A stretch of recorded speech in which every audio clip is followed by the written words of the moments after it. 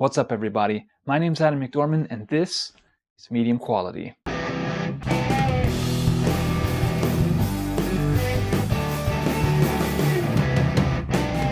All right, 2018 is now finished. That means it's time to talk about the best albums of 2018. But we've got a little bit of a problem, or perhaps I have a little bit of a problem. Last year, when I was doing my top 10 albums of 2017, I had 30-something different albums that I had spent a substantial amount of time with, and it was very difficult to narrow it down to the best 10. This year, I've had a little bit of the opposite problem. Now, if you've been watching this channel for a while, you know that in April, my daughter was born. And at the time, I was on a really big New Edition kick. In fact, I'm pretty sure the night that my wife went into labor, we were watching the New Edition biopic on BET. And for whatever reason, that music, that sound, that late 80s R&B aesthetic became the soundtrack for this extraordinarily profound and beautiful moment in my life. And as a result, I have not listened to as much new music. And maybe part of the problem is that in 2018, there just wasn't a lot of music that I found really exciting. There wasn't much that inspired me to stop listening to 30-year-old R&B music. Most of the time that I would have spent listening to and discovering new music, I spent listening to New Edition or just taking a nap. So this list is going to be a little bit different. If you're not interested in some less informed opinions about what's good this year, then feel free to stop watching now or hit me with that dislike. One of the very few genres that has had the power to pull me away from late 80s R&B over the past year has been jazz fusion and its various modern incarnations. And earlier this year, I discovered one such band making just that kind of music at just the moment that I needed to hear it, and that is a band called Owain. They put out an album this year called Yeah, Whatever, which is very much a jazz fusion style record. Lots of really technical guitar work, lots of very interesting and tricky time signatures that turned my head over and over again in the most enjoyable way possible. In fact, it borders on that hard fusion or heavy fusion that I have been really interested in the past couple of years, put out by acts like Intervals and Pliny. And hey, speaking of Pliny, he put out a new album this year, or an EP rather, one called Sunhead. And if you enjoy jazz fusion with the gain cranked a little bit, then this is absolutely an EP that you need to listen to. Sunhead is Pliny at his most Allen Holdsworth-esque. And both Owain and Pliny were two artists that got heavy rotation in my relatively limited time listening to new music. A relatively new band called Covet put out the album Effloresce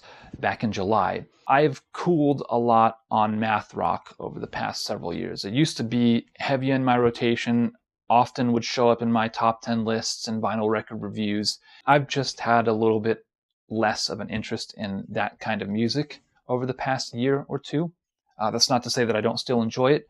Obviously, this is an album that when I heard it, really grabbed me. That's not because it doesn't sound like a standard math rock album. In fact, it's very much in the same vein as every other math rock album that you've heard in the past 3 years, which makes you question, well, why in the world would it be on your list? Why did that grab you? Even though it has that very clean and sparkly guitar tone and lots of time signature changes like you would expect from a bog standard math rock album, there's something a little bit more to this. And I wasn't exactly sure what that was until I shared a link with one of my friends who said it didn't sound like the band was trying to cram as many notes as possible into a small space. It's like they left some space open to groove a little bit. And I think that's actually a really apt way to describe this album. Yes, it's a math rock album at its core, but it grooves a little bit. It feels human. It feels natural and organic. And that got me interested enough to listen to it quite a bit, actually, toward the end of this year. Death Cab for Cutie put out a new album this year, one called Thank You for Today. I've had this long-standing theory about Death Cab for Cutie that every other album that they put out is a really good one. And then all the ones in between are kind of disappointing or overrated or just not that great. Hear me out on this.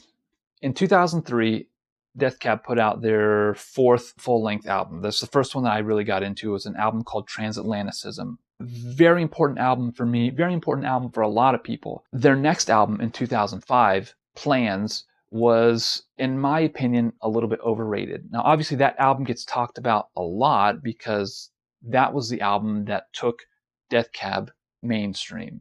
And so I think that's part of the reason why it gets a little more love than it actually deserves. Feel free to disagree with me on that if you want. Now, in 2008, they put out Narrow Stairs. I loved that album. I mean, it really hit for me. Great songwriting, really poppy, catchy songs. It just worked. Their next album in 2011, Codes and Keys, was very disappointing. So you see the pattern forming here. Kintsugi in 2015 was an album that I thought was actually really, really good. That means that their 2018 album, Thank You for Today, if we're going by that pattern, shouldn't be that memorable. And to be quite honest, I think that this album might actually break my theory because I really enjoy it. I think there's some really, really good songs on here.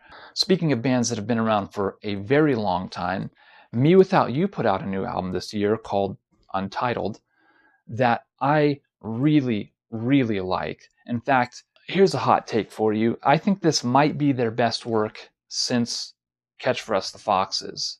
It certainly has the balance of heaviness and melody that you would expect from Me Without You, that signature Aaron Weiss vocal that people have tried to emulate since then to very little success. I mean, it's just, he's a one-of-a-kind artist backed by a band that's really, really solid. I think so much of what makes this new album work is the same stuff that was present in Catch for Us the Foxes. Emery put out a new album this year called Eve. Again, another band that was super important to me in 2004, 2005, coming back with an album that, well, in Emery's case, is the first of their albums that I've wanted to listen to repeatedly since they released The Question in 2004. That's huge. Actually, there's one more. We'll do one more album that I almost forgot about. The new Jocko Gardner album called Somnium. How do I describe this album? It's kind of like a spacey, psychedelic synth album. Listening to it, it almost has a little bit of that like synthwave feel that you heard in the like Stranger Things soundtrack, but with more of a kind of pastoral, psychedelic, early 70s prog feel to it, if that makes any sense at all. This is an album that, if it had come out in 2017, would have gotten very little attention from me because it would have gotten lost in those 30 plus albums that I was listening to last year. Because of the fact that 2018 was such a sparse year for music for me, it made space for an album like Somnium to kind of bubble up to the surface. It was something that I really enjoyed, this instrumental, kind of dreamy, spacey, synthy sort of dreamscape. Yeah, so 2018, not the best year for music for me. Anyways, if you enjoyed this video, make sure you give it a thumbs up. If you really didn't like it, you can go ahead and give this one a thumbs down. I'll understand. If you want to see more, make sure you subscribe. And if for some reason you're really interested in what I'm doing, I'll put a link in the description section below where you can order some medium quality merch. And until next time, listen to whatever music you like. Doesn't matter if it's from 1988 or from 2018. It's whatever, man. We have access to all of it. What a time to be alive.